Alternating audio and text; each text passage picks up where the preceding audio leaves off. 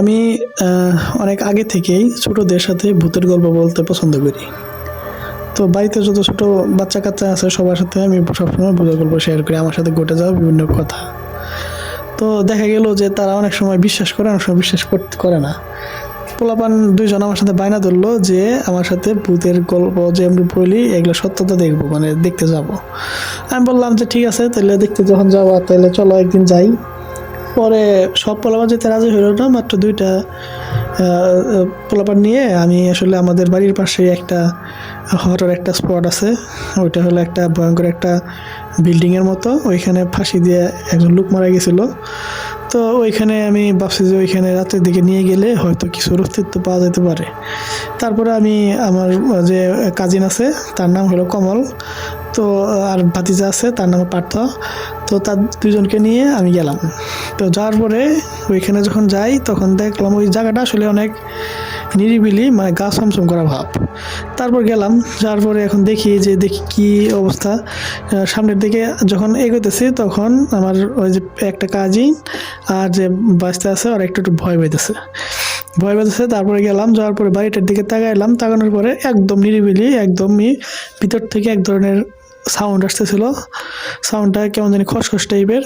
তারপর আমরা ভাবছি ভিতরে হয়তো কিছু আছে, কিন্তু তারপর আমরা যেটা দেখলাম ওইটার জন্য আমরা আসলে কেউ প্রস্তুত ছিলাম না। আমরা দেখি ওইটার সই বরাবর সামনের দিকে একটা নদী আছে, নদীর কাছারে দেখি লাইট জ্বলতেছে। এবং কি লাইটটা জ্বলার সিস্টেমটা হলো মানে একভাবে জ্বলে থাকে না, ওইটা হলো বারবার নিবে ওঠে এরকমভাবে জ্বলে থাকে। তো জ্বলে থাকার পর এরকমভাবে কিছুক্ষণ চলার পরে আমরা ভাবলাম যে কিসের লাইট হতে পারে, দেরি করলাম, লাইটটা আস্তে আস্তে বড় হয়। পরে ওরা বললো যে আচ্ছা দেখি একটু সময় দেরি করি, দেখি কিসের লাইট। তারপর আমরা একটু সময় দেরি করলাম। সচরাচর যদি এমনি লাইট থাকতো, কেউ যদি কোনো মলকে টলকে কোনো লাইট জ্বলাইতো তাহলে ওইটা 10-15 মিনিট পর আস্তে আস্তে নিভে যেত, কিন্তু ওটা আধা ঘন্টাতেও নিতেছে না, যেরকম লাইট ওরকমই আছে। তারপরে যেটা খেয়াল করলাম ওইটা দেখে ওরা ঠিক থাকতে পারে নাই। তো ওইখানে দেখলাম যে একটা ছায়ার মতো কিছু অবয়ব নদীর কাছার দিয়ে বসে আছে।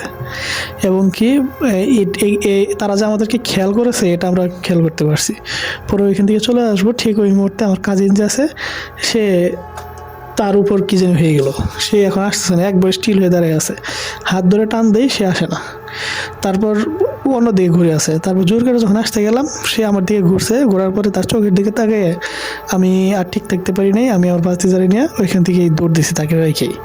পরে আরও দুই একজনকে নিয়ে গেলাম, কারণ তার চোখটা ছিল একদম লাল টকটকা। তো এখন নিয়ে গেলাম, নিয়ে যাওয়ার পরে তখন দেখি যে সে একটা বাথরুমের নিচে, পাশে বাথরুম ছিল, বাথরুমের নিচে সেন্সলেস হয়ে পড়ে আছে। তারপর সবাই দৌড়াদৌড়ি করে কবিরাজের কাছে নিয়ে গেছে, ও নিয়ে যাওয়া হয়েছে। নিয়ে যাওয়ার পরে তখন কবিরাজ বললো যে তার উপরে একটা ভূতে আসর করছে। তারপর অনেকদিন ট্রিটমেন্টের পরে ভালো হয় না, অনেকদিন ট্রিটমেন্টের পরে আস্তে আস্তে এটা কাভার হয়েছে। এখন মোটামুটি ঠিক, কিন্তু এখন আর হঠাৎ চমকে উঠে, হঠাৎ আবল তাবল বলে এরকম অবস্থায় আছে। ধন্যবাদ সবাইকে।